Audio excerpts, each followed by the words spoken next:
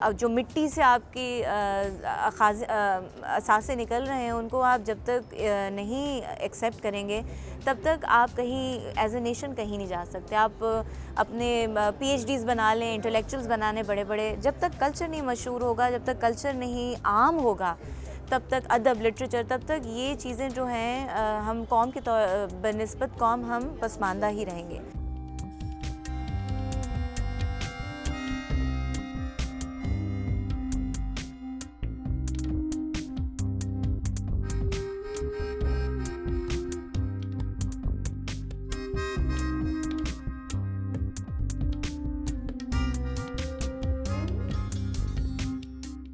आदाब, मेरा नाम कैफ गज़नवी है और हम इस वक्त बनवट इंटरनेशनल फेस्टिवल 2019 के प्लेटफॉर्म पे खड़े हैं। बनवट जो है वो एक उर्दू गायकी में जब कहते हैं कि कोई शोखी अपनी दिखा रहा होता है गाते हुए, उसको कहते हैं कि अरे अपनी बनवट दिखा रहा है। तो ये एक स्लैंग के तौर पे इस्तेमाल होता था, जिसको मेरा ख़्याल है भूल गए लोग।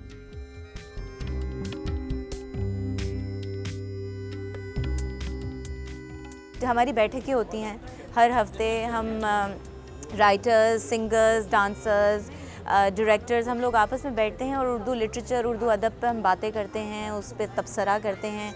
जो उन्होंने लिखा होता है वो हमें रिसाइट करके सुनाते हैं। हमने कुछ नया गाना बनाया होता है वो हम उनके साथ शेयर करते हैं आपस में। तो ये ग्रुप था जो कि मुझे लगा कि हम सिर्फ एक दूसरे के ड्राइंग रूम में ही बैठ के क्यों ये सब बातें कर रहे हैं, हमको ये बाहर लेके जाना चाहिए। तो उन्होंने कहा कि अगर तुम कर सकती हो तो चलो करते हैं, किसी को इनिशिएटिव लेना पड़ेगा। मुझे लगा कि मेरे अंदर सलाहियत थी कि मैं उस पूरे ग्रुप को एक प्लेटफॉर्म पर लेकर आ सकूं। वो लॉजिस्टिक्स जो थे उनको मैं I could make them happen.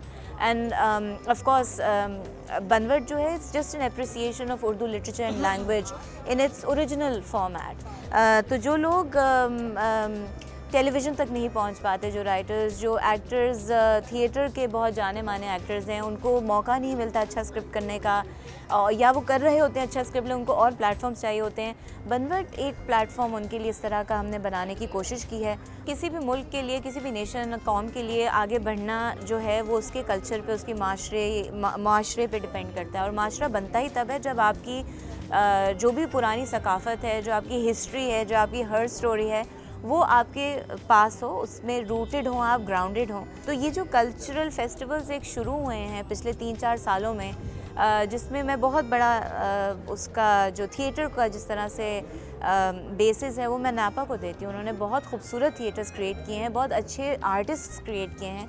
तो मौका मिला है छोटे परफॉर्मर्स को, छोटे आर्टिस्ट को भी ये करने का कि हम मेहनत करें और हम आगे आएँ। तो ये तो धड़ाधड़ होने चाहिए, मुल्क भर में होने चाहिए, सिर्फ कराची में नहीं, लाहौर में, इस्लामाबाद, फैसलाबाद, पेशावर, हर जगह फैल जाने चाहिए, ताकि क्रॉस कल्चरल कनेक्शंस बने, टॉलरेंस बने, एक्सेप्टेंस बने एक दूसरे की।